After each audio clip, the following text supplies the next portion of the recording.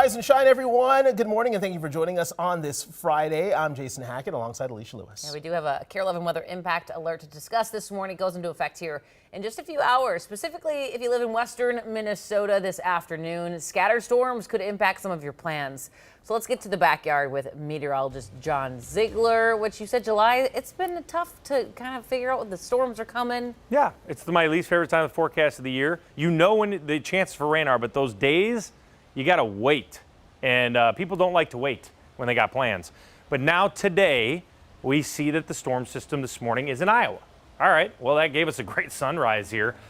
69 degrees this morning, very quiet. I'm not sure why it's picking up fog, but sensors aren't always the best. See, robots are the worst.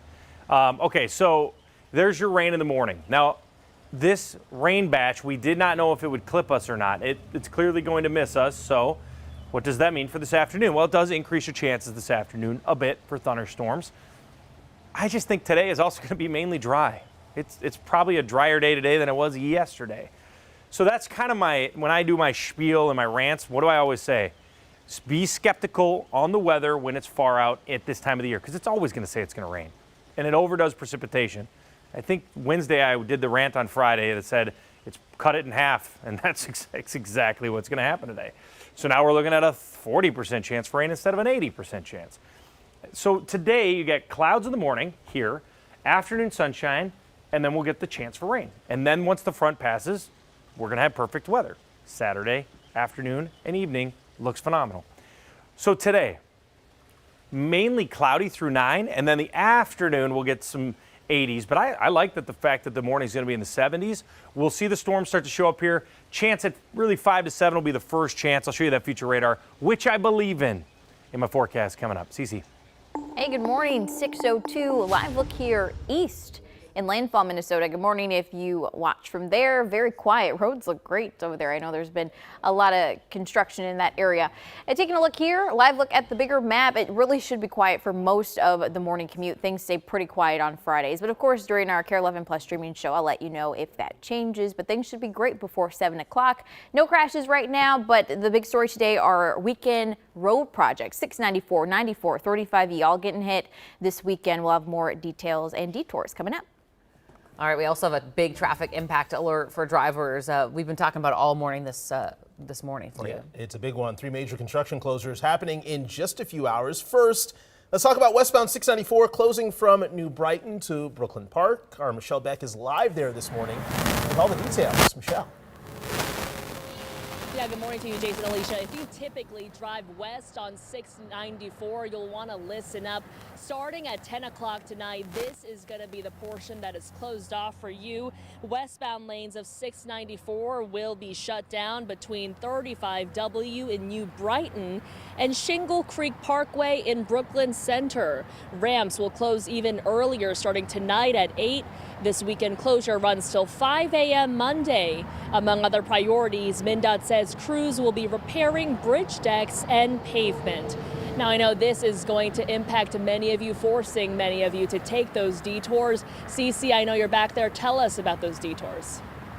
Going to be pretty busy on Highway 10 here, Highway 610 westbound, and then 169 southbound there. Those are the 3 main areas that you can take to get around the closure. And do remember this project for next month, because next month crews will be working on the eastbound side of 694. So a busy few weeks ahead. Alicia. All right, gotta prepare, Cece. Thank you. Developing right now, the Justice Department is investigating the state of Minnesota for its hiring practices. They say they're looking into whether the Minnesota Department of Human Services is discriminating based on race or gender.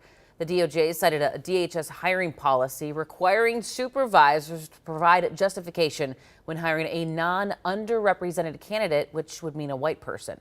In a statement, U.S. Attorney General Pam Bondi says, quote, Minnesotans deserve to have their state government employees hired based on merit, not based on illegal DEI. In the last 12 hours, DHS responding to the investigation saying they, quote, follow all state and federal hiring laws, and cited a state law they say requires justification of non-affirmative action hires for some vacancies. We are following some major decisions by the Minneapolis City Council this morning, including the approval of traffic light cameras. The first 5 cameras of the pilot program are expected to be implemented within a couple of months. A first violation will be a warning. After that, it's a $40 ticket for driving 10 miles over the speed limit. And then the fine doubles if you're going more than 20 over. But violations will not go on a driver's record. Where are there the most accidents? Where are there fatalities in the city? And that became the priority. I do think it'll pay for itself, which is important. We don't want this to turn into a burden for taxpayers either, right? State law requires the cameras be spread out fairly throughout the city. Any revenue generated by the program must be spent on traffic safety improvements. In less than a month, people will have to pay an unprecedented amount for e-cigarettes in Minneapolis. The hope here is to discourage kids from using them. The City Council voting unanimously to raise the minimum price to $25. The ordinance also includes new zoning restrictions. 6:06 here on your Friday. Let's talk now the Minnesota Aurora, the team on a hunt for their first championship title. That's right. In just over 24 hours, they'll host their first playoff game in 3 long years. Audrey is live at TCO Stadium this morning with what fans can expect. Good morning, Audrey. Good morning, Jason and Alicia. Yeah, fans can expect to see a dominant team staring down their final barrier to the finals, the Utah United. And it all kicks off at 7 o'clock here at TCO tomorrow. So if you want to come out to Eagan, tickets are only $25. I took a look at their website just to see how many seats were available. Still plenty of options for you. Be forewarned though, the Aurora uses the Vikings ticket site, so don't be alarmed if you see Victor the Vikings face pop up while everything is loading. Now, the Aurora is hosting their first home playoff matchup since the inaugural season in 2022. Their head coach talked about what the team's mindset is going into this high-stakes game. I think for us, like I've said all year, take it one day at a time, just try to be our best we can be every single day, whether that's training or a game. And really all the credits to the players. They were unbelievable this past weekend, and we're still alive. We're still alive in the playoffs, and we're at home. At home, that is the key phrase, because home has really played out in the Aurora's favor. They've really worked that home field advantage just about as well as any team can. I've got some stats to share with you coming up in about 30 minutes, but for now, Jason Lee, I'll send things back to you. It gets loud in that stadium. We've had the pleasure of going to a couple of games, so it should be a great atmosphere. Audrey, thank you so much. Yeah, hopefully they can get the W. Should be decent weather for it, for sure. Yeah, which is good to see. And as we take a live look outside this morning from our sky